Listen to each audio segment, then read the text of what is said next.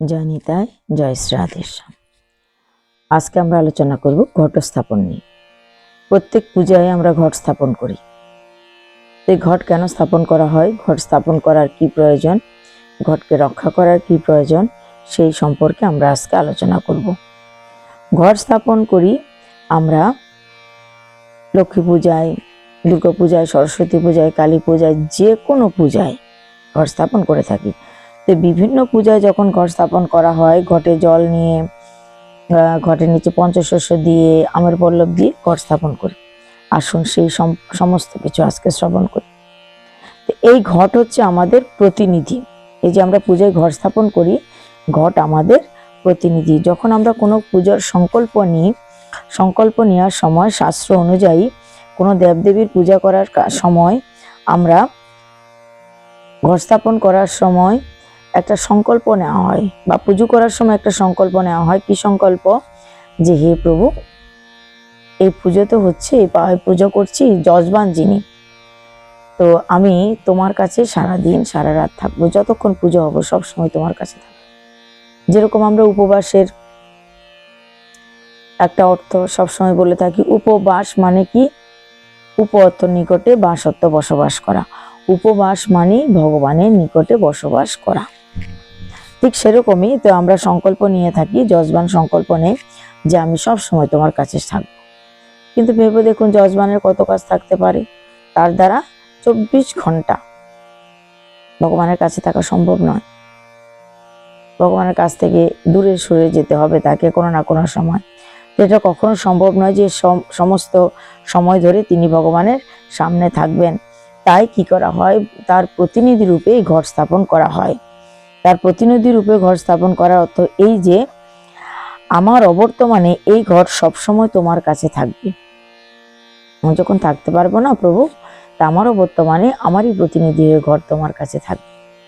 আমরা মাটির ঘট পেতে রাখি বা মাটির ঘটে স্থাপন করি, আমের পল্লব দিয়ে, ধান দুব্য দিয়ে, পঞ্চশস্য দিয়ে। কেন মাটির ঘট? মাটির ঘট কেন স্থাপন করা হয়? আমাদের এই দেহটা কিন্তু মাটি দিয়ে তৈরি, মাটির দেহ। এই মাটি দিয়ে তৈরি বলে মাটির ঘরটাই বিশেষ গুরুত্বপূর্ণ ভূমিকা রাখে। ঘটের ভিতরে আবার কি দেওয়া হয়? জল দেওয়া হয়। তা আমাদের দেহরূপী ঘটের ভিতরে কি আছে? অনেক জল আছে, প্রচুর পরিমাণে জল আছে। আমাদের শরীরে যে রক্ত আছে, সেটা তো রক্তটাই একটা জলের অংশ। তো প্রচুর পরিমাণে জল আছে আমাদের শরীরের ভিতরে। তাই ঘটের ভিতরে যে জল দেওয়া হয়, মানো আমাদের শরীরের ভিতরে জলের সঙ্গে তার তুলনা করা হয়। আর ঘট মানে আমাদের দেহ। আর ঘটের উপরে যে আমের পল্লব দেওয়া হয়, সেটাকে আমাদের চুল বলে ভেবে নেওয়া হয়। আর কি, ঘটের যে মুখটা, ঘটের মুখটার সঙ্গে আমাদের মুখের তুলনা করা হয়। ঘটের মুখের নিচ দিয়ে দেখবেন একটু সরু আছে। কেন সরু? ওই সরু অংশটাকে আমাদের গলার সঙ্গে তুলনা করা হয়। তারপর পেটের দিকে একটু মোটা হয়ে গেছে উদরের পর চরণ, তাই সেই হিসাবে ঘটটা তৈরি করা হয়। ঘটের উপরে কি থাকে? একটা সসীম ডাব থাকে। এই ডাবকে কিসের সঙ্গে তুলনা করা হয়? এই সসীম ডাবটাকে তুলনা করা হয় আমাদের মস্তিষ্কের সঙ্গে, আমাদের মাথার সঙ্গে। কেউ সুপারি দেন, কেউ কলা দেন, কেউ ডাব দেন। তো এই ডাবটা হচ্ছে আমাদের কিসের সঙ্গে তুলনা? মাথার সঙ্গে তুলনা হয়। ঘটের নিচে কি দেওয়া হয়? পঞ্চশস্য দেওয়া হয়। ঘটের নিচে পঞ্চশস্য আমাদের পঞ্চরিপুর প্রতীক। তাই পঞ্চশস্য দেওয়া হয়, কারণ আমার রিপুটাকে ভগবান বশীভূত রাখো। ঘটের নিচে একটু মাটি দেওয়া হয়, যেন আমার এই ঘটরূপী শরীরটা তোমার কাছে আমি রাখলাম গচ্ছিত, তুমি তাকে ঠান্ডা রেখো, তুমি তাকে শীতল রেখো, তুমি তাকে গরম করো না। তাই ঘটের নিচে একটু মাটি দিয়ে, পঞ্চশস্য দিয়ে তবে স্থাপন করা হয়। অর্থাৎ মানো আমার পঞ্চ ইন্দ্রিয়কে তোমার কাছে আমি গচ্ছিত রেখেছি। এই ইন্দ্রিয় যেন আমার কন্ট্রোলে থাকে, ইন্দ্রিয়গুলো যেমন আমার বশীভূততে থাকে, আমার বশে থাকে, সেই কারণে তাদেরকে আমি তোমার কাছে গচ্ছিত রাখলাম। তো এইভাবে ঘট স্থাপন করা হয়।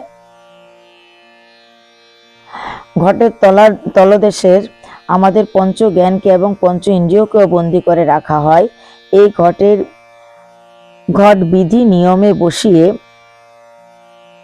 চার ধারে আবার আমরা কি করি, বেড়ার মতো দিই চারধারে। ঘরটাকে বিধিবিধান মতো বসানো হলো নিয়ম কারণ মেনে, চারধারে 4টে তীর কাঠি দিয়ে তারপর সুতো দিয়ে বন্ধন দেওয়া হয়। কেন চারদিকে বন্ধন করে দেওয়া হয়? এই কারণে যে কোনো বিপদ যেন না আসে, এই ঘটকে যেন সে রক্ষা করে, কোনো বিপদ যেন না হয়।